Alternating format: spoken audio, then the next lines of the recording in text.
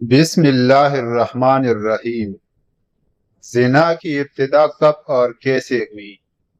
زنا کے حوالے سے روایات میں آتا ہے کہ حضرت شیط علیہ السلام اور ان کے ساتھ جو مومنین کی جماعت تھی، ان کے مرد بہت زیادہ حسین و جمیل اور خوبصورت تھے، اور ان کے ساتھ جو عورتیں تھیں وہ بظاہر زیادہ حسین و جمیل نہیں تھی، جبکہ قابیل کی اولاد میں مرد انتہائی بدصورت تھے، جبکہ ان کی عورتیں اور لڑکیاں بہت زیادہ حسین و جمیل تھیں۔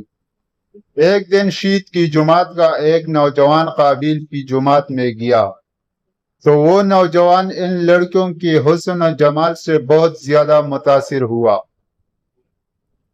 پھر جب وہ واپس آیا تو اس نے چوری چپ کے دیگر مومنین کو بھی اس حوالے سے خبر دی۔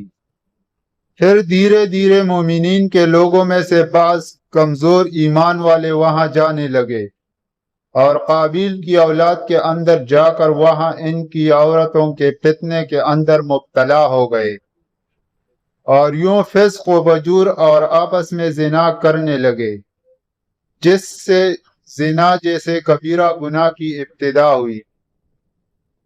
پیارے دوستو، روایات میں آتا ہے کہ حضرت شیط علیہ السلام کے ساتھ رہنے والی مومنین کی تعداد بہت کم ہو گئی تھی، جبکہ قابیل کا گروہ بہت زیادہ طاقتور ہو چکا تھا۔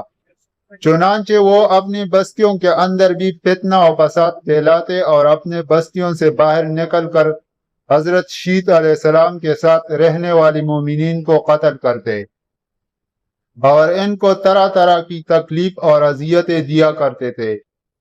پیارے دوستو، اللہ رب العزت کی بارگاہ سے دعا ہے کہ اللہ رب العزت تمام مومنین کو زنا جیسی لعنت سے تا حیات محفوظ فرمائے اور ہمیں دین اسلام کو سمجھنے اور اس پر عمل کرنے کی توفیق عطا فرمائے، آمین۔